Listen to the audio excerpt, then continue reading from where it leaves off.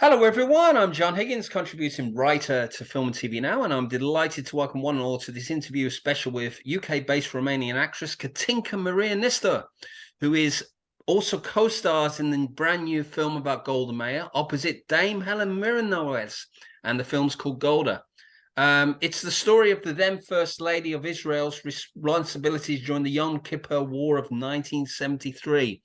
And it also stars Camille Cotton from House of Gucci, and it's directed by Oscar-winning director Guy Nativ. And it's had its world premiere at the Berlin International Film Festival on February the 20th, 2023. Katinka, a warm welcome to you. Hi, John. Thank you for Hi. having me. Okay, so this is, I mean, I haven't seen the film, so I can't really comment on it. So I won't know until I actually do see it. But I'm very excited about it because I know Golda Meir is a very significant historical figure. But we'll get into the movie in a moment about that. So first of all, what got you interested in acting? Actually, my father's an actor, but he stopped performing 20 years ago. About 20 years ago, he's doing something completely different right now. But I cannot skip this part of my life story without mentioning it. So I guess in Romania, I was like the typical example of a child raised in the theater, where I had my own chair in the lighting booth. And I watched performances dozens of times. I already knew them by heart, and it grew on me. Um, yeah, and then I chose to do something different when I graduated high school. So I got into law school because I thought that I'll be using my abilities, communication skills better there. But it didn't work. I mean, I graduated, but then the moment I graduated, I went into drama. And then from then on, everything happened like a domino, but in a positive way in my life. Yeah, it's always interesting because I think everybody has a fate and a destiny. And the funny thing is we have choices. I mean, you went into law, as you've just said, but the funny thing is something in the DNA and blood. For me, it's film, for example. But the idea is that something you gravitate and you graduate towards what you're doing. And obviously because of your father, who I guess, you must have he must be a big influence on you. So I wanted to talk about your style of acting. I mean, how do you, what's your specific, is it modeled on any specific technique, or is it something that you've evolved as an actor in your own style? It's kind of complex. I'm in school, I was like a sponge, and I still am. And I think what I love the most about this lifestyle, because it's not, I cannot call it like, a job, or it's a calling, is that it never stops. The learning never stops. Because you can't say like, now I know it all. Like, it's always challenging, and basically you work with human behavior and human character, and this is a fascinating study that just never ends. So I can't say that I'm necessarily a method actor, although I gravitate to that sometimes. I take what resonates with each project, and just I love to immerse and blend in the world of the play or the movie I'm working in. So let's talk a little bit about some of your steps in the career. We're going to talk about Golda anyway, but I wanted to touch on this Romanian TV show, Women Above All. Now, tell us more about this show. I mean, what was it? What did it deal with? What does it deal with, I should say? The show, I still keep it because I shoot my episodes in advance. It's a fantastic show about outstanding women who just left the world better than they found it, because it's on a news channel. It focuses a lot on the calendar, on what's hot as a topic, or if it's a birthday or a significant date when something important happened. But it's about any women, famous or not so famous, from any field, time, and place. It's a short that lasts about 22 minutes, and it's aired in a loop like 4 or 5 times a day, every day of the week, and each week with a new episode. And I really enjoyed doing it. I've been doing it well now, since I'm based in London, is not that constant, you know, because you work a lot and then you leave the work and it just like it goes on. But I really enjoy doing it for about 2 years now. Huh, time has passed. Yeah. And it's still something that I learned from as well, like doing the research about fantastic, outstanding women that inspire me and inspire the world, move the world. Yeah, sounds fantastic. I've got to check this out. I mean, where can people see it if they can't? Is it on YouTube? Is it on streaming? It is on YouTube. We have a channel like Aleph News, this news channel in Romania. It's airing everywhere, like website, Instagram, Facebook, YouTube. And there is a section on their website with all of the episodes from my show. But unfortunately, and maybe something to reflect upon, they're in Romanian and there's no subtitle. Oh, okay. So, yeah. Well, I think the funny thing is with the way the world is, you know, I'm sure that, you know, you could probably have been here. I mean, we're going to touch on something later on about this anyway, but I think it'd be great, you know, you could do, you know, it's a transferable concept, I suppose. So let's talk a little bit about your transition, because what was it like moving from Romania to London, and what challenges did you face when you first came to the UK? I first came in the UK in 2009 while I was studying law, and for 2 years in a row, I came here at LSE doing summer school, management, marketing, stuff like that, because and I really enjoyed it. That's why I came back the following year. But I was fitting in, but it didn't fit in me. So I kept searching until what I felt in my heart could no longer be denied. And so I went the drama way. And this city has always been very good to me, but I've been in many situations here, like, because it's a relationship dating since then with London, since 2009. And this is the place where I want to live. This is the place where I want to start a family. This is the place I want to work in. Now, finally, I have this chance. For the moment, the job that brought me here is a diplomatic one. So you will see I am a woman of many talents. I'm the director of the Romanian Cultural Institute here. So it's a great chance to do something for my country in the city I adore and I've always wanted to live in.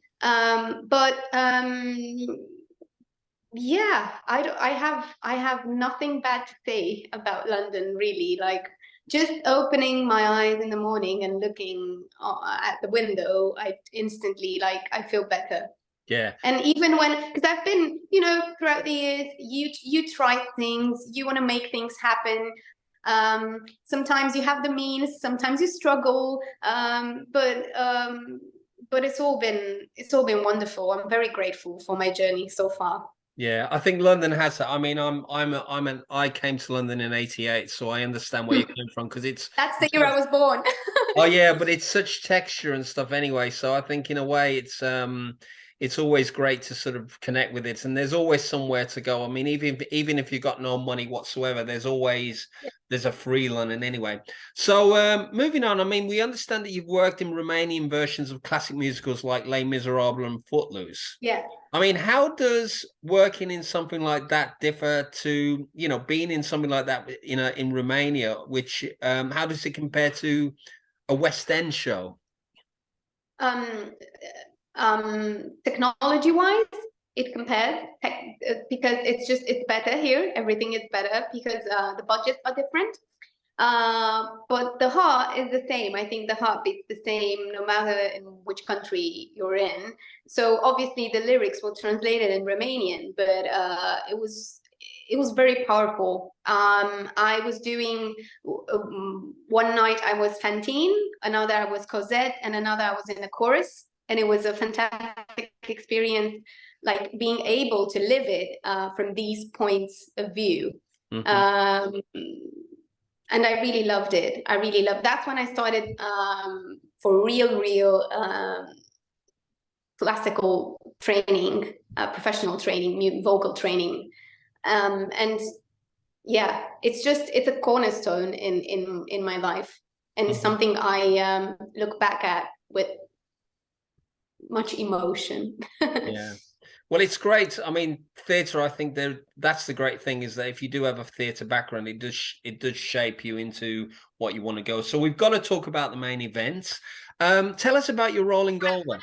What I want to add about musicals in particular is that I believe that music is just the queen of emotions, and it has the ability to transport you in a split second, in a place, in a memory, even in a scent, if you allow me. So it's just it's it's above every feeling. So to be able to get through to people, to tell a story through music, it amplifies 1,000 times more the words and the message you're carrying.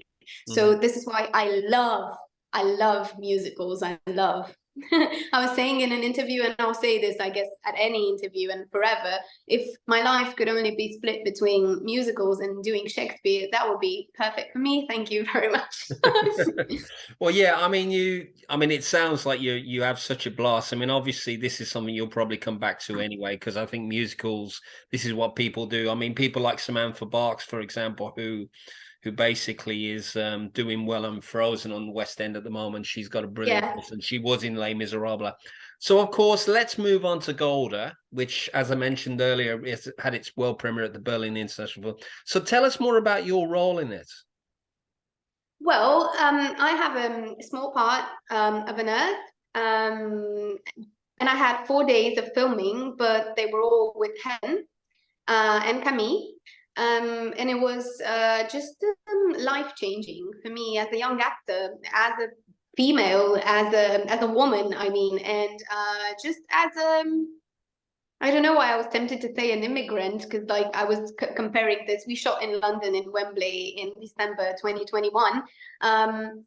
But just like as somebody who maybe felt like sort of like an underdog or an outsider, or like expected to look at this world through, I don't know, like in a window, just like, you know, window watching, not window shopping obviously, but you know, watching it from a window and just like dreaming about what's it like being inside in the room where it happens, to quote from another musical. So it was just fantastic. And in the beginning, I just wanted to ask her like all the questions in the world. I wanted to hug her so bad. I wanted to ask her a lot about Shakespeare. I've watched her masterclass. She did if you know that program masterclass. Yeah, I've seen they're fantastic. I did see that one. I also saw Ron Howard, and yeah. I would love to see the James Cameron one, but yeah, I mean, that was actually what I wanted to ask you. I mean, following on from what you're just saying, is what did you learn from her? I guess actually what I learned was something that I already had in me. I just through her, I got the courage to continue being like that and express that even more. She's a very generous partner and a very generous person. And as I was saying, I wanted to ask her all of the questions, but I just thought it was like really inappropriate, and we were just like, you know, doing our jobs. And so I kept repeating to myself, like, please, Catinca, like, just do what you have to do what you have to do, act cool. And like, and because I was kind of like quiet, she started a conversation. And then for the rest of the days that we had together, we kind of like befriended with her and Camille, to the point that the team was like, well, like, it's time to just come on, we started rolling now, because we just had so much fun. We talked about all the topics, like, which is, you know, those friendships that when you bond with someone, and then when you find them again, no matter how much time has passed, it's like, oh, because that's the reaction we had in Berlin when we met again. And in the last day of filming, and this is something that I'll never forget, after the team did a rehearsal with us through the scene, walked us through the scene, she was like, Yeah, and I think here it would be really nice if Catinca would just like come and like brush up my blouse and whatever, and I was, you know, like in shock or in shock on the inside, and like everybody, there was just a moment of stillness of like everybody like lost their breath, and then like the guy, the director was like, yeah, sure, completely understood. And then we had lunch break, and I texted him, and he texted me like, did you see what she do? She's amazing. She's an amazing. And he was like, did you see what she do? She loves you. And I was like, oh my God, I can't believe it. Like people, we had lunch and people from the crew were asking me, did you know each other like from before or like, and I was like, no. But and then she kept doing it, and at first it was this role was a what do you call it, supporting act. You will see in the movie there are not many, actually no characters in my age range, so I'm really fortunate to be part of this project and be in this company and in this team. And because they kept adding stuff to me, they also added a line, so this changed my status. And like in the big picture, it was just something absolutely amazing, absolutely amazing. And afterwards, I feel like I'm sharing something really intimate, but I guess you won't mind. When it was over, I went to the makeup trailer to just say goodbye, because it was my last day and I was going back to Romania the following day, and just to thank her for what she did for me and her generosity. And she said,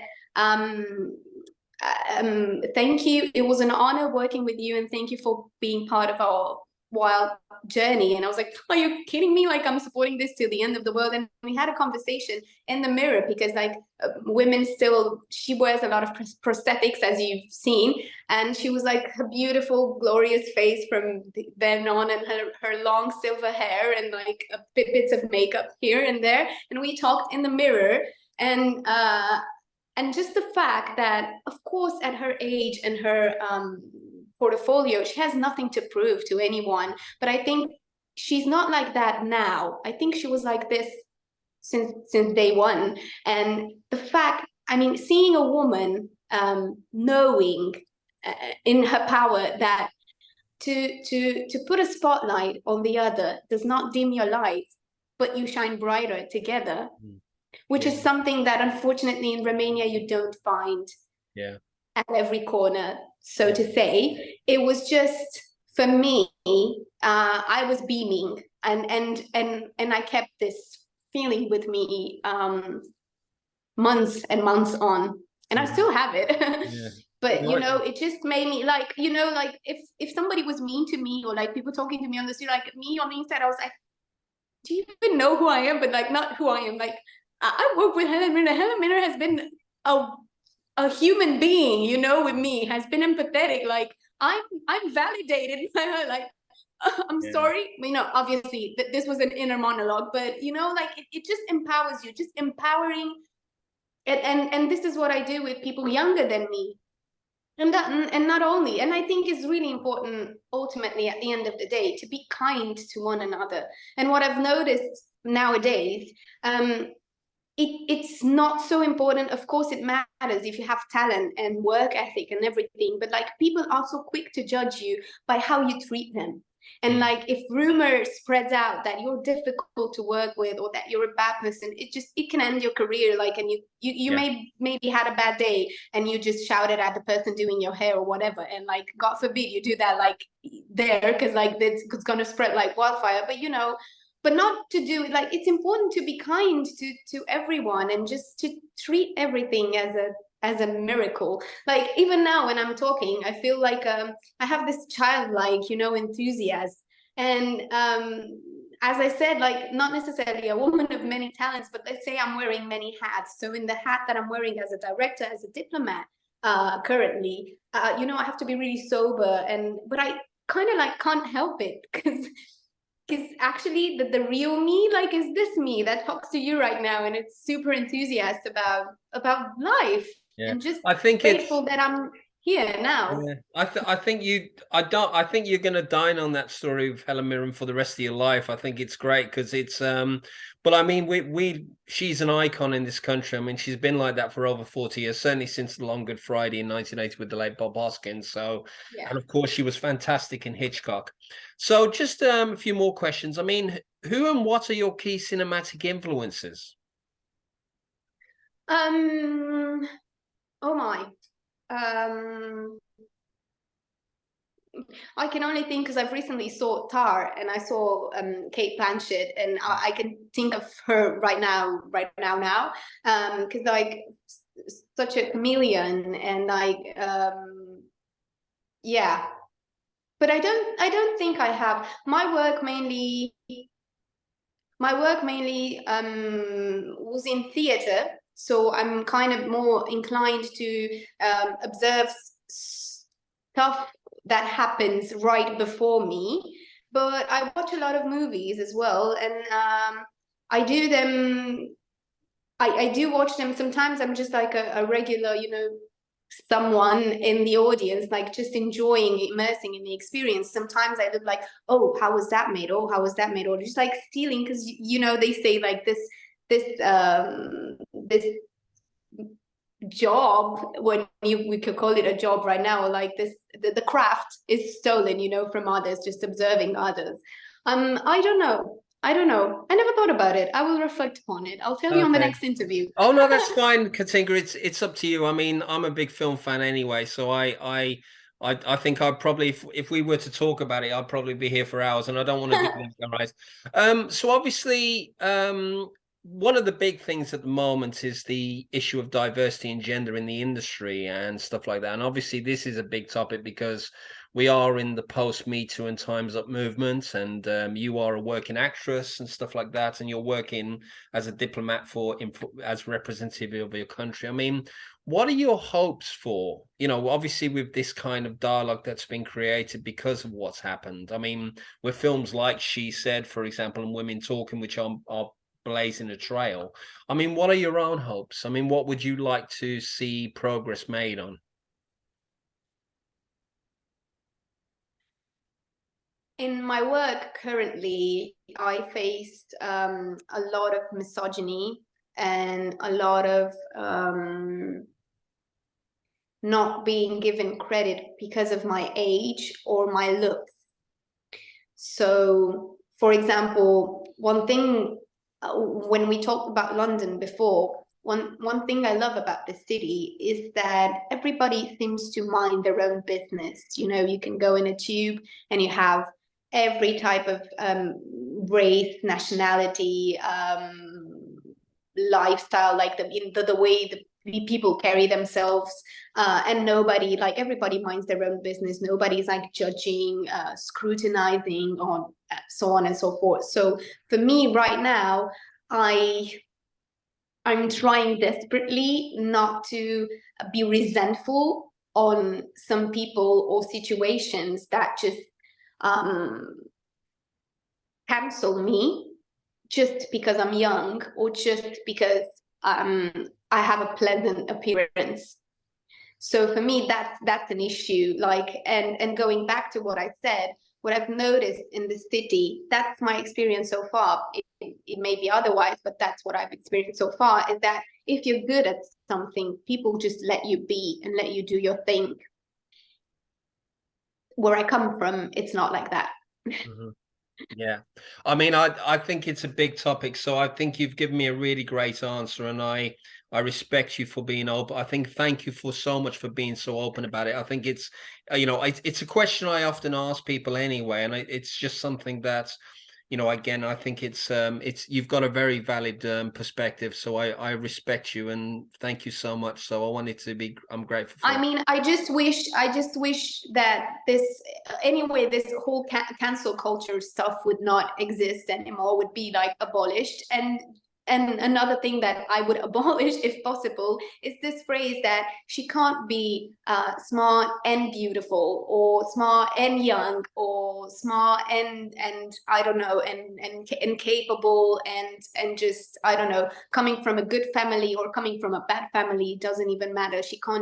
she can't, she can't, she can't, she can't, this, she can't, this, I would cancel immediately. I just let people do their thing and let your work speak for you. And work has no gender. Okay. It just is. Yeah. So I've got two final questions for you. The first one's, what's next for you? What's the big project? What's your next big project? I guess time will tell. I'm now trying to meticulously and very wisely, slowly but surely, transitioning and foreign currency exchanging my Romanian career into an international one. And I'm taking it bit by bit, and I've just started to put myself out there and let the world know that I'm here. Okay, well, and then finally, my final question to you is, what are you most proud of so far in your life and career? My resilience. Yeah, my resilience, and just my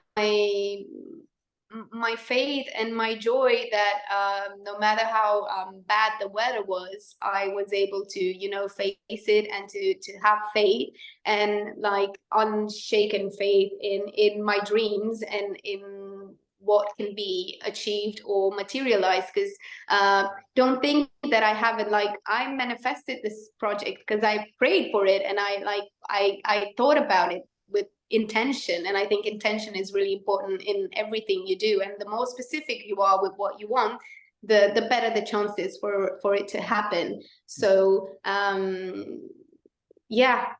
it won't be like if you were expecting for an answer, like it would be this project or that project. Like, of course, not. No, I think, to be honest with you, every answer is valuable. I mean, everything you've said to me today. Catinca, I've got to tell you, it's been an absolute honor speaking with you today. I think you're a fantastic person. Well versed, very smart, everything else. I'm saying this you know, it's really great to have spoken to you. And thank you so much for sharing your insight and time today. So just wrapping up, watch this space for release dates of GOLDA. You know, you'll have to check your local press and keep your eyes on the social media and outlets. By all means, check out Catinca's